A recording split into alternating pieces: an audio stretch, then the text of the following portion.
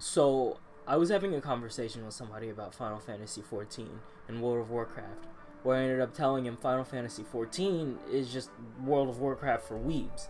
He replied, "Isn't World of Warcraft for weebs anyways?" To which I replied, "No, World of Warcraft is for people who hate themselves."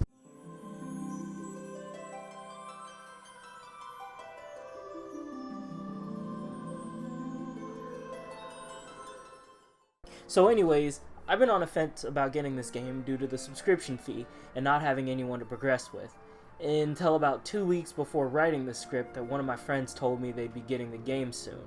For reference, by the time this video gets uploaded, I will most likely be months into this game. My friend telling me they were getting the game was exactly the cue that I needed to buy it and the DLC. I installed it and started my journey. Also, if any of you are expecting me to meticulously log my adventure through this game like I'm doing with old school RuneScape, you'd be sorely mistaken. Instead, I just want to give my highlights through certain leveling blocks.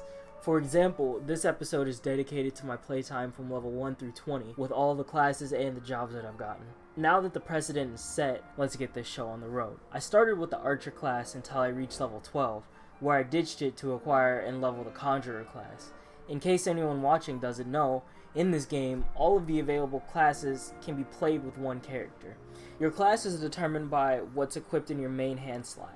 However, each class needs to be leveled individually, so if I'm a level 12 archer and want to get a new class, like say the Conjurer, when I switch weapons, I'll be a level 1 Conjurer. Now, you can imagine the fun I had killing world mobs meticulously to level up what will eventually become, by the end of this episode, 4 different classes. Back to the Conjurer conundrum, I level for a bit, then decide to go exploring. I come across areas with enemies quadruple my level because I wanted to unlock teleport points now so I don't have to do it in the future. Then, I go back to my home city to pick up a job. For another bout of explanation for the uninformed, this game has certain classes called jobs. Jobs specialize in gathering and crafting rather than fighting, and the job that I was interested in my hometown was leatherworking, since it would help make gear for my archer. While running, looking for the animals that drop materials I needed for crafting, I found a new city, and in this new city, I picked up 3 new classes and 2 new jobs: Gladiator, Pugilist, Thaumaturg,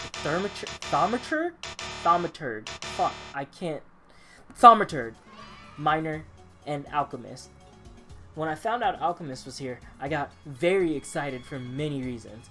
When talking to some of my friends about this game, I told them I wanted to be the party's drug dealer. Or you could just buy this shit off of other players. So, I'm going to be the potion seller, and I'm going to deal the most in every drug. And I also wanted to sell as many potions as possible to people because, in my mind, everyone is going to need potions no matter what content they're doing, so I can make fat bank by selling potions. I have no idea how lucrative this business venture is, but don't ruin this dream for me. I want to experience this until sweet victory or the bitter end. So after I get these classes and jobs, I do as many side quests and class quests that I can so I can get them all to a similar level. But I eventually stopped trying to level my Gladiator and Thaumaturg because I don't want to play the tank and the Thaumaturg just wasn't clicking for me. But I'll probably get to them later. Anyways, I progressed the story while leveling my other classes, and after spending so much time away from dungeons and story content, I told myself that I would just focus on the story and the class quest. And then I found the Rogue class, something I didn't know I wanted until I found it.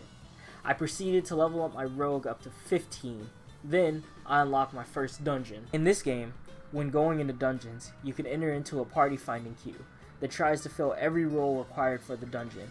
What I didn't realize is that everyone is queuing in the DPS role, so finding a party takes upwards of 8 minutes when I use 3 out of 4 of my main classes. The worst part is, I need to do every dungeon at least once for all of my main classes.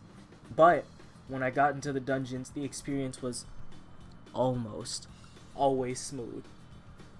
My very first dungeon run was completely flawless, despite being lower in DPS than the support.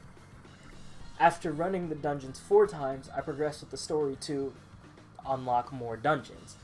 By the way, queuing up for dungeons as a support nets you almost instant queue times. It's fucking great.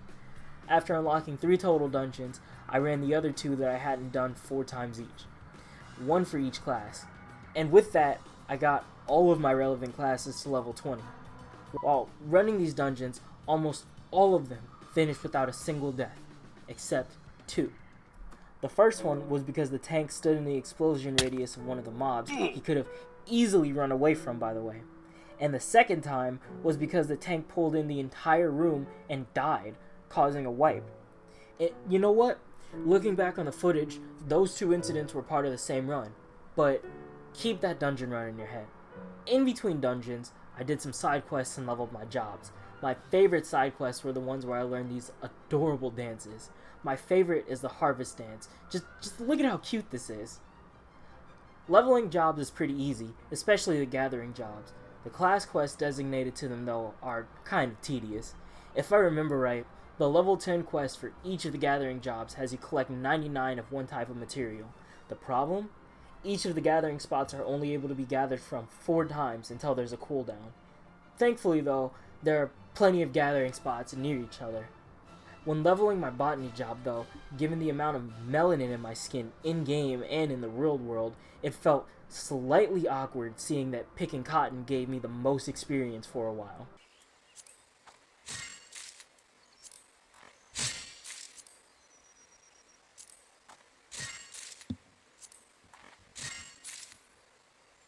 And I somehow get high quality cotton with an 11% drop chance for that. I feel slightly uncomfortable with that given my skin tone.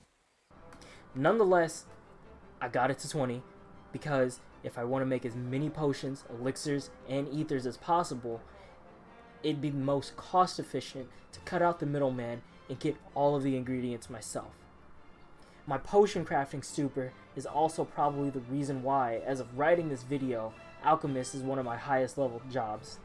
Speaking of alchemy, looking for what ingredients I needed for crafting, I was sitting in a city chatting with my free company, which is like a guild but scaled down, complaining about the tank fiasco that I had.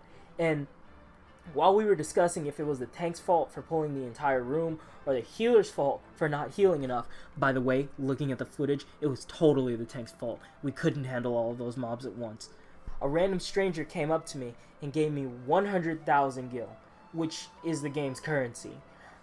I don't know how much this amount is to most high-level players, but considering I had only half of that at the time, I'd consider it a lot.